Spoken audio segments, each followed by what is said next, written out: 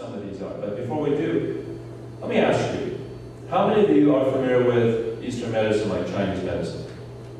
Oh, okay, so maybe we have quite a few of you, but just in case you are not familiar with it. So my question is, what is the basic principle of disease in Chinese medicine?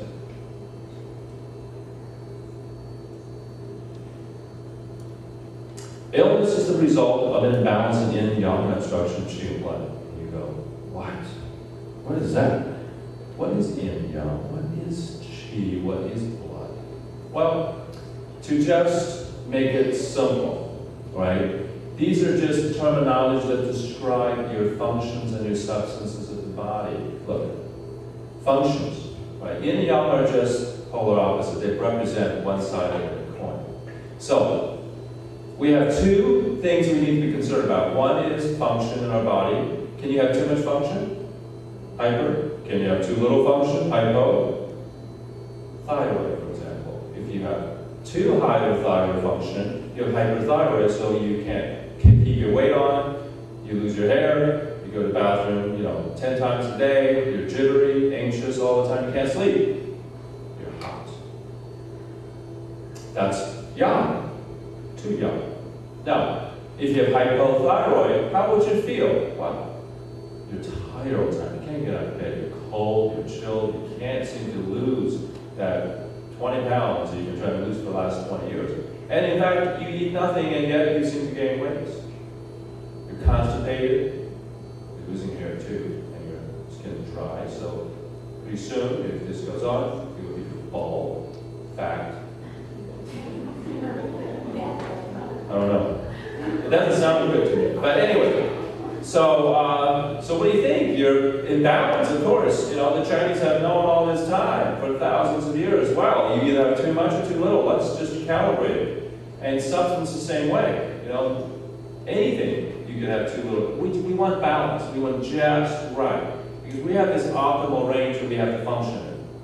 Our pH, for example, acid-alkaline balance. It's got to be around 7.3 or around it. You're too acidic, you have increased chance of heart disease, degenerative disease, cancer, infections, immune breakdowns, inflammation. And if you're too alkaline, well, you have some other problems too. Functionally, you're just not very efficient. And obstruction of qi and blood simply means you don't flow. Circulation, movement, right? If you don't have circulation, how is your body going to deliver nutrients to your vital organs and get rid of waste products? And in fact, if that doesn't happen, that really underlies the aging process, okay?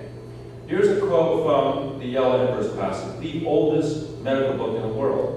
Health and well-being can be achieved only by remaining centered in spirit, guarding against the squander of energy, promoting the constant flow of qi and blood, maintain harmonious balance of yin and yang, adapting to the changing seasons and yearly macrocosmic influences, and nourishing oneself preventatively. This is the way to a long and happy life. Right there, this paragraph summarizes how to live healthy, long, and happy lives. And so let's find out more. In my book, Secrets of Self-Healing, I outline the 7 key concepts of wellness medicine. They are optimal health, whole person, prevention, self-healing, personalized care, healing partnership, and integration. Let's go into them more in-depthly here. Optimal health. This is the goal of wellness medicine.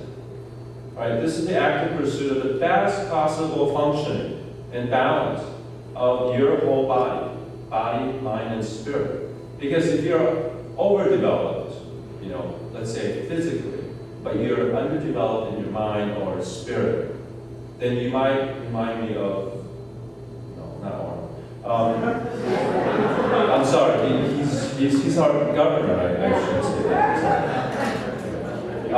He's actually very smart, by the way. He just gives the impression that he's...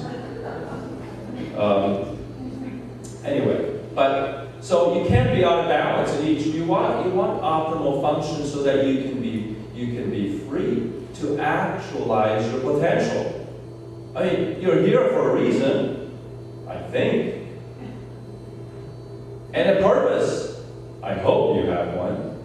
But that's okay if you don't. I know what you want. You want to be healthy. You don't want to suffer. How many people here want to suffer?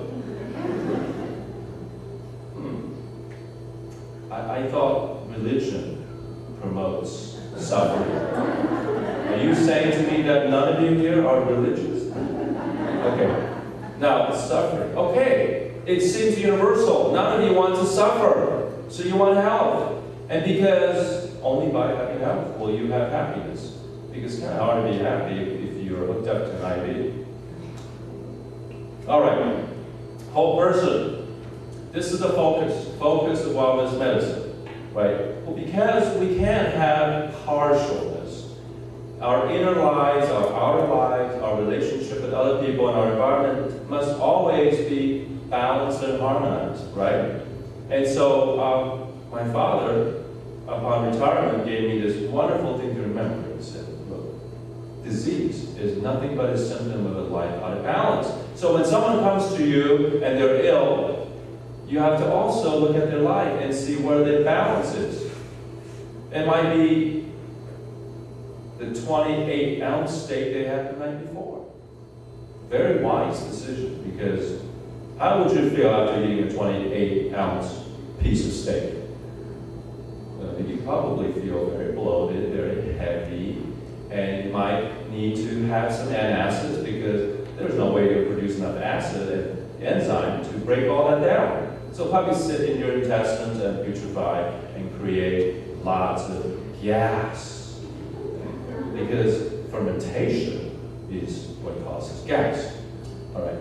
So, in other words, if I am just treating the patient for their stomach problem and keep giving them medication and all this and that without asking them, now, what is it that you eat for dinner every day? Or I would not be doing my job, because that patient will perpetually, continually have stomach problems for the rest of his or her life.